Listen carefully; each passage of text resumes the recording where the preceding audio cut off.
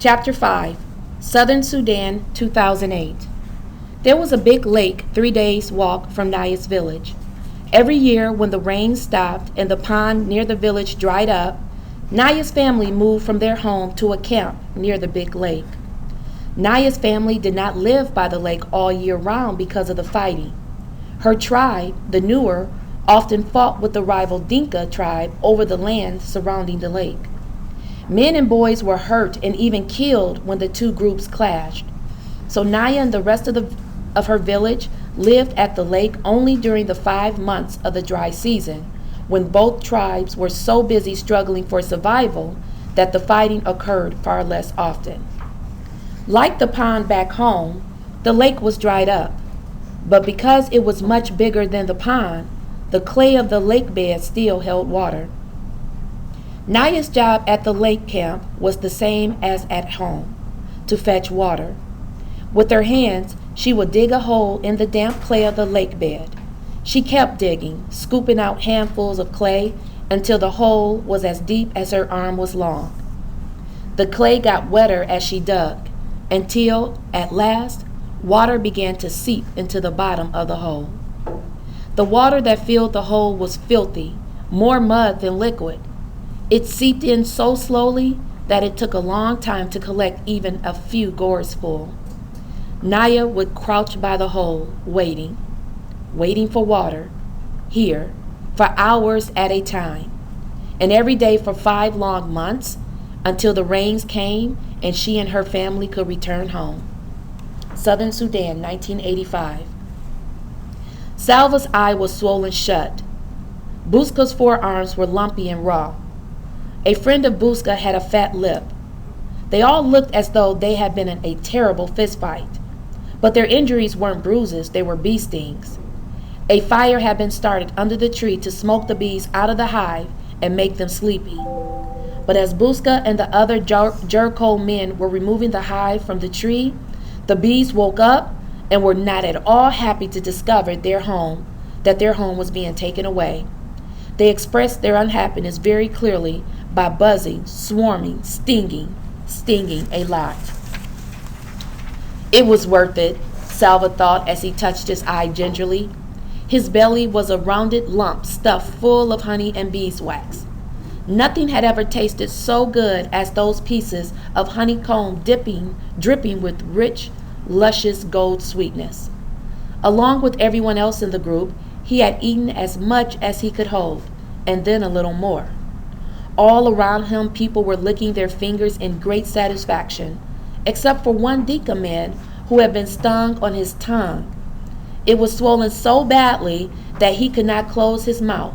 He could hardly swallow. Salva felt very sorry for him. The poor man couldn't even enjoy the honey. The walking seemed easier now that Salva had something in his belly.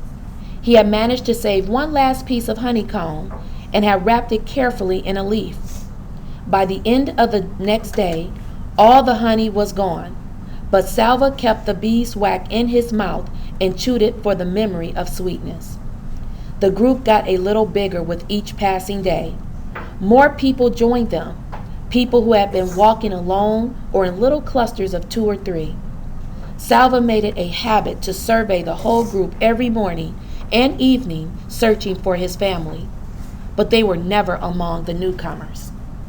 One evening, a few weeks after Salva had joined the group, he made his usual walk around the fireside, scanning every face in the hope of seeing a familiar one. Then, ouch! Salva almost lost his footing as the ground underneath him seemed to move. A boy jumped to his feet and stood in front of him.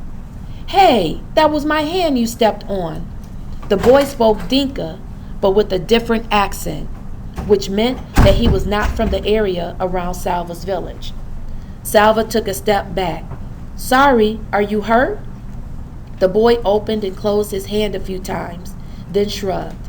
"It's all right, but you really should watch where you're going." "Sorry," Salva repeated. After a moment's silence, he turned away and began searching the crowd again. The boy was still looking at him. "Your family?" he asked. Salva shook his head. "Me too," the boy said.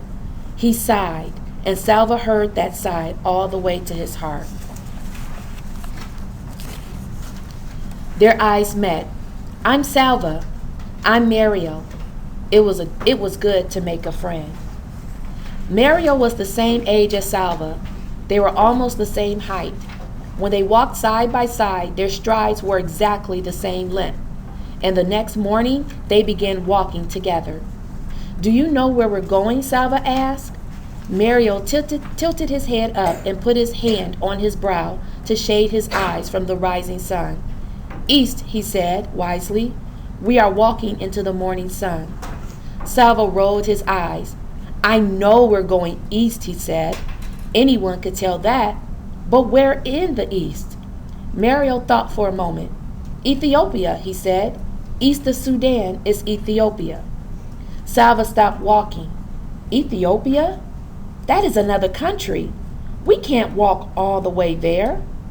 We are walking east, Mario said firmly. Ethiopia is east.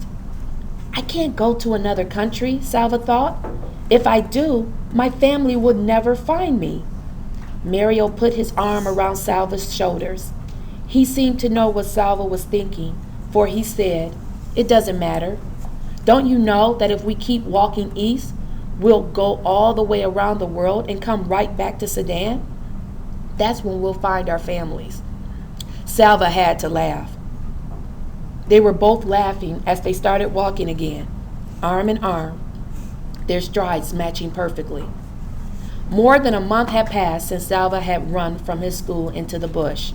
The group was now walking in the land of the Atuit people. In the Dinka language, the Atuit were called the people of the lion. Their region was inhabited by large herds of antelope, wildebeest, gnus, and the lions that preyed on them. The Dinka told stories about the Atuit. When an Atuit person died, he came back to earth as a lion, with a great hunger for the human flesh he once had. The lions in the Atuit region were said to be the fiercest in the world. Nights became uneasy. Salva woke often to the sound of roars in the distance, and sometimes to the death sequel of an animal under a lion's claw. One morning he woke, bleary-eyed after a poor sleep.